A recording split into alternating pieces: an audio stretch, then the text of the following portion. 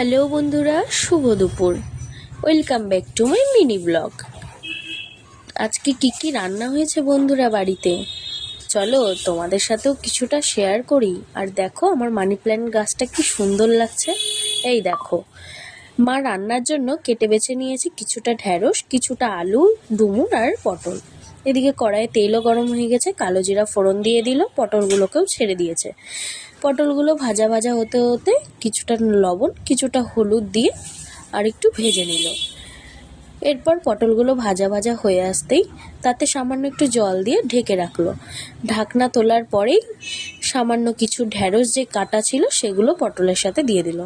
তারপরে ঢাকনা খুলে সর্ষে, পোস্ত আর কাঁচা লঙ্কা বাটা দিয়ে কিছুক্ষণ নেড়ে চেড়ে তাতে সামান্য একটু পরিমাণে জল দিয়ে ঢেকে রেখে দিল।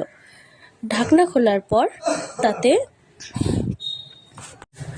তাতে কিছুক্ষণ নেড়ে চেড়ে চিনি আর সামান্য সর্ষের তেল দিয়ে নামিয়ে নিল। ব্যাস, পটল পোস্ত আর ঢ্যাঁড়স পোস্ত রেডি।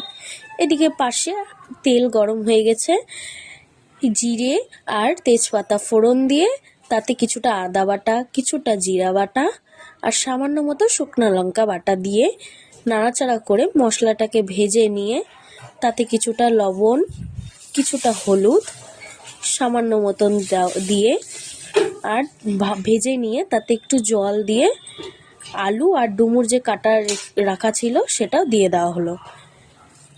এরপর ডুমুরটা আর আলুটাকে নাড়াচাড়া করে মশলার সাথে সেটাকে ভেজে নিয়ে কিছুক্ষণ ঢেকে রেখে দেখো মশলাগুলো কি সুন্দর হয়ে গেছে। তাতে একটু সামান্য গরম মশলা আর সবশেষে একটু সামান্য ঘি দিয়ে ব্যাস নামিয়ে নেওয়া হলো।